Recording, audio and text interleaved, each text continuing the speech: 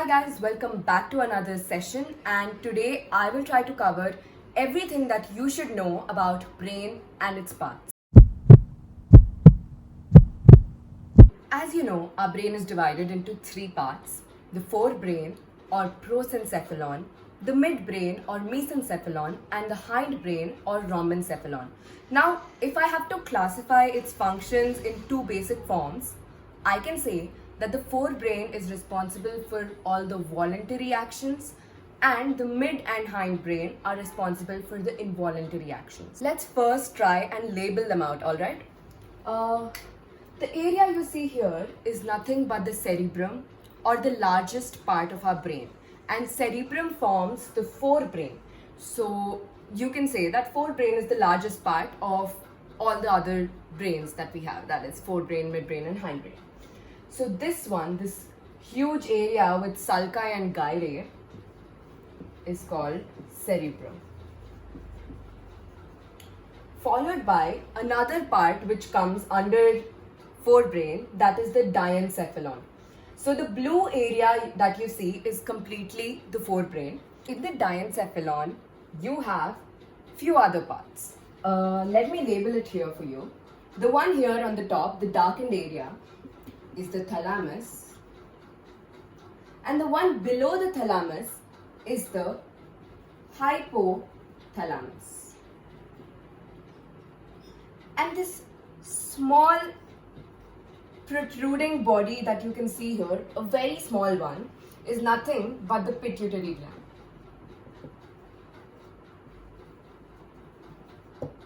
Now all of these constitute the forebrain. Let's come to the midbrain and hindbrain. Midbrain here has this area, this one that I'm shading, and that is known as the cerebral aqueduct.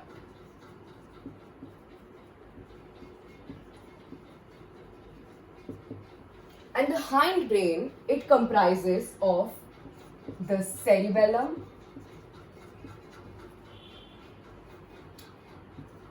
the medulla, or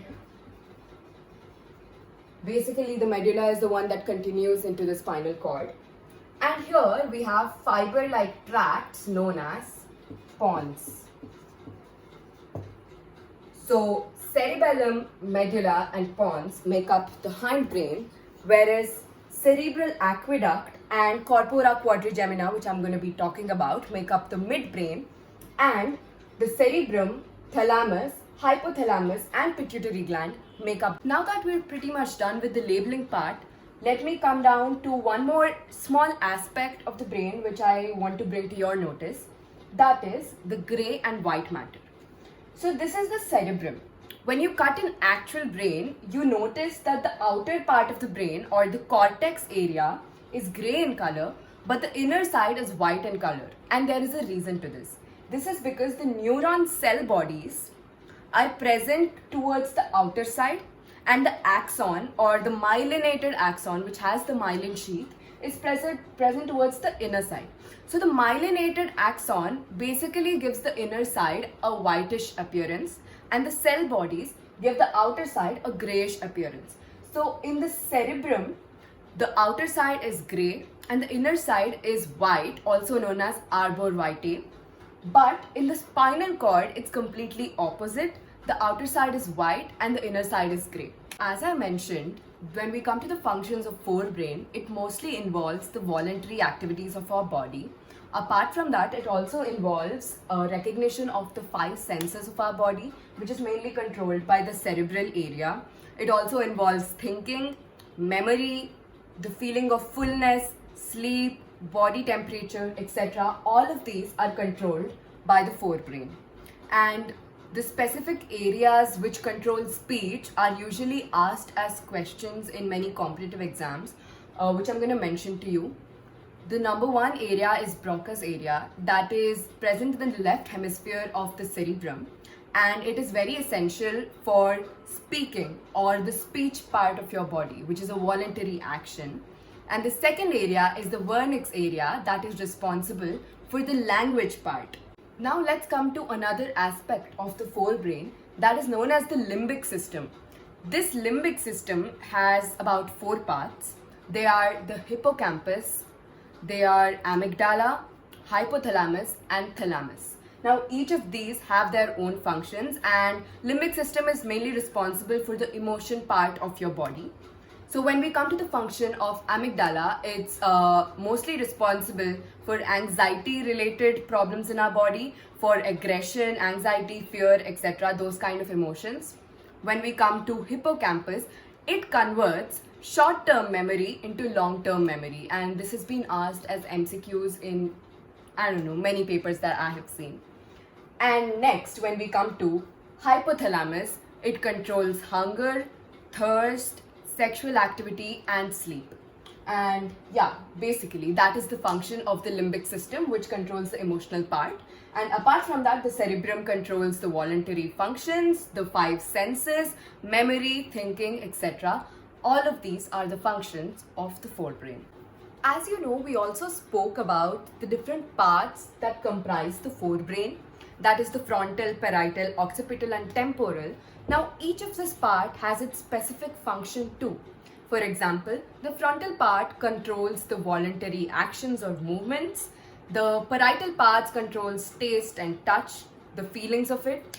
The occipital part is mostly involved with the vision aspect of our senses, and the temporal part is responsible for association of memories to senses. For example, when you first enter a particular area and you smell that area, it links you to a memory you have of the same kind of smell. And this function is performed by the temporal lobe. So these were the functions of the parts of the forebrain. Now let's come to the midbrain. Midbrain, though it might not be as big as the other 2 parts and might not have as many functions as the other 2 parts, it's an essential link between the forebrain and the hindbrain with the help of the cerebral aqueduct. It also has another part which is known as corpora quadrigemina, which is present somewhere here. There are 4 protrusions over this area that mainly control our reflex actions towards vision and sound. So if a sudden flash of light is put towards you, or you hear a sudden sound, you obviously get startled and do some kind of action as a reflex to those vision and sound stimulus. So this is controlled by the corpora quadrigemina, and these are the functions of the midbrain.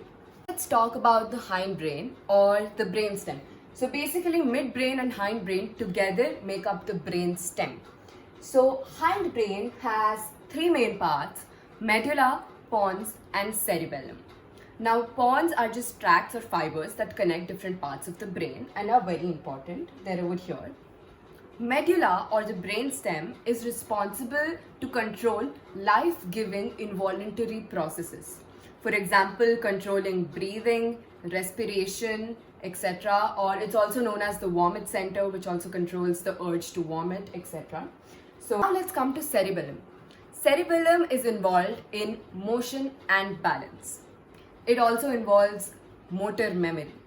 There is one particular case I can tell you in order for you to understand the function of cerebellum better.